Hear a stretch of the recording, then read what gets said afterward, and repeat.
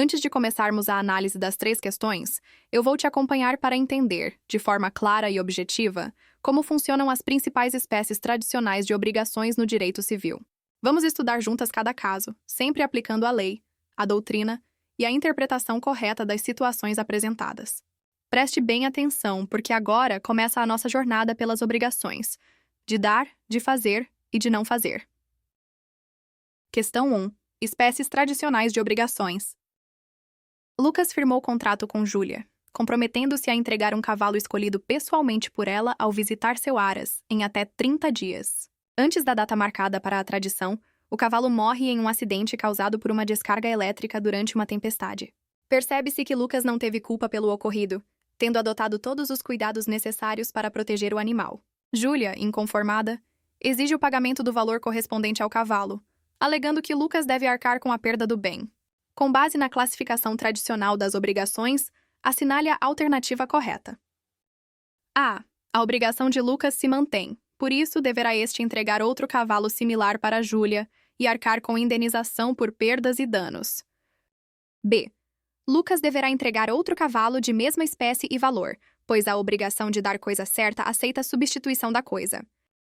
C. A obrigação de Lucas se extingue, pois se tratava de uma coisa certa e determinada, que pereceu sem culpa do devedor, antes da tradição. D. Lucas deverá indenizar Júlia, pois a obrigação de dar só se extingue após a entrega efetiva do bem. E. Lucas responderá pelo equivalente do cavalo, pois o perecimento da coisa, mesmo sem culpa, gera perdas e danos. Alternativa correta, C. A obrigação de dar coisa certa se extingue se o bem perecer sem culpa do devedor e antes da tradição, conforme o artigo 234 do Código Civil. O artigo dispõe: se a coisa se perder sem culpa do devedor, antes da tradição, ou pendente a condição suspensiva, fica resolvida a obrigação para ambas as partes. No caso, o cavalo era um bem determinado, escolhido pela própria credora. O perecimento ocorreu sem culpa do devedor, por fenômeno natural, extinguindo a obrigação. Bom, agora vamos para a correção das alternativas incorretas. A alternativa A é incorreta. A obrigação não se mantém quando o objeto perece sem culpa do devedor. Não há dever de entregar outro cavalo ou pagar indenização, nos termos do artigo 234 do Código Civil. A alternativa B é incorreta. A obrigação de dar coisa certa não admite substituição do objeto. Lucas deveria entregar aquele cavalo específico. A alternativa D é incorreta. Embora a regra geral seja a extinção com a tradição, o artigo 234 prevê exceção quando a perda ocorre sem culpa do devedor antes da entrega. A alternativa E é incorreta. O devedor só responde pelo equivalente e perdas e danos quando há culpa. Aqui, o evento decorreu de caso fortuito natural. De acordo com o Manual de Direito Civil de Flávio Tartucci, a obrigação de dar coisa certa se resolve se o bem perece sem culpa do devedor antes da tradição. O autor exemplifica com a venda de um cavalo que morre atingido por um raio antes da entrega. Nessa hipótese, o preço deve ser devolvido, sem indenização adicional.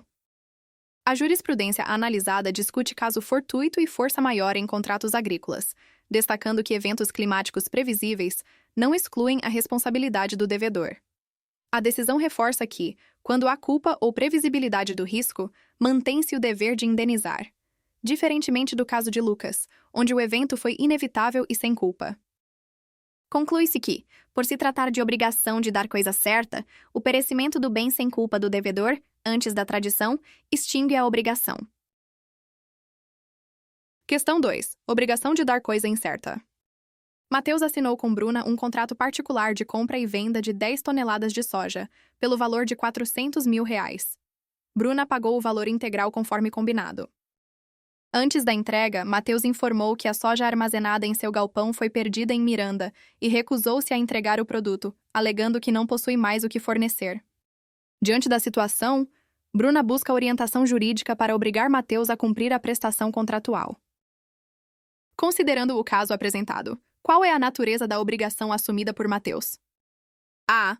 Obrigação de dar coisa certa, já que as toneladas de soja foram individualmente identificadas. B. Obrigação de fazer, pois envolve a atividade de separação e entrega da soja. C. Obrigação personalíssima, pois a prestação depende exclusivamente de Mateus. D. Obrigação de não fazer, visto que ele deve se abster de vender a soja a terceiros. E. Obrigação de dar coisa incerta, pois o objeto é genérico, e a perda do estoque não extingue a obrigação, já que o devedor pode entregar produto do mesmo gênero e quantidade.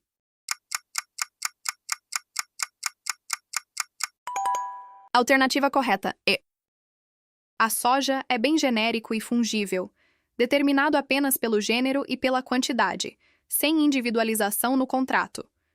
De acordo com o artigo 246 do Código Civil, enquanto a escolha não for feita, a obrigação não se extingue pela perda da coisa, pois o gênero não perece. Assim, mesmo com a perda do estoque, Mateus continua obrigado a entregar 10 toneladas de soja do mesmo tipo e qualidade. Agora vamos fazer a correção das alternativas incorretas. A alternativa A é incorreta. A obrigação de dar coisa certa ocorre quando o objeto está individualizado, o que não acontece neste caso. A soja é apenas indicada pelo gênero e pela quantidade. A alternativa B é incorreta. Não há prestação de serviço, trata-se de entrega de bem. Logo, não se trata de obrigação de fazer. A alternativa C é incorreta. A obrigação não é personalíssima, pois a entrega da soja pode ser realizada por qualquer pessoa em nome do devedor. A alternativa D é incorreta. A obrigação aqui é positiva, de entregar o bem, e não de abster-se. Não há dever de não fazer. Carlos Roberto Gonçalves explica que a individualização é o marco que transforma uma obrigação de dar coisa incerta em coisa certa. Antes da escolha, o devedor não pode alegar perda ou deterioração, ainda que decorrente de força maior, pois o gênero nunca perece. Genus nunquam periti. O TJSP, ao analisar obrigações ligadas à entrega de bens não individualizados, destaca que, enquanto não houver escolha, a obrigação permanece como coisa incerta. A individualização converte a prestação em coisa certa, podendo haver responsabilidade por inadimplemento apenas após essa etapa. Conclui-se que, por se tratar de obrigação de dar coisa incerta, a perda do estoque não extingue a obrigação, permanecendo o dever de entregar o bem do mesmo gênero e qualidade. Questão 3. Classificação das obrigações. Tomás contrata a construtora Alfa para a edificação de sua residência em um terreno de sua propriedade. O contrato de empreitada prevê, na cláusula 5ª, duas obrigações principais.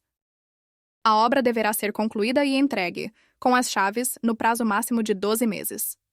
Fica expressamente vedado o uso de qualquer material da marca Hydromax nas instalações hidráulicas, pois Tomás teve problemas graves com essa marca em outro imóvel. A construtora Alfa conclui a obra em 11 meses e agenda a entrega das chaves. Durante a vistoria, Tomás verifica que a casa está estruturalmente perfeita, mas descobre, por meio das notas fiscais, que foram utilizadas tubulações da marca Hydromax no banheiro social, violando a cláusula 5.2. Pergunta da questão. Com base na classificação tradicional das obrigações e no Código Civil, assinale a alternativa que analisa corretamente a situação jurídica das prestações da construtora Alfa. A. A construtora Alfa cumpriu integralmente suas obrigações. A escolha dos materiais seria acessória, e a cláusula 5.2, apenas uma recomendação. B.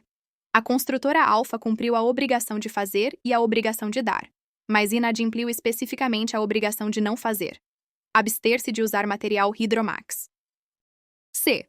A obrigação de não usar o material Hydromax seria a obrigação de fazer, e a obrigação de construir a casa seria a obrigação de dar coisa certa. D. Todas as obrigações resumem-se à única obrigação de fazer. A obra foi concluída de forma defeituosa, mas não haveria inadimplemento de obrigação de não fazer. E. A construtora Alfa inadimpliu apenas a obrigação de dar, pois deveria entregar a casa com os materiais corretos.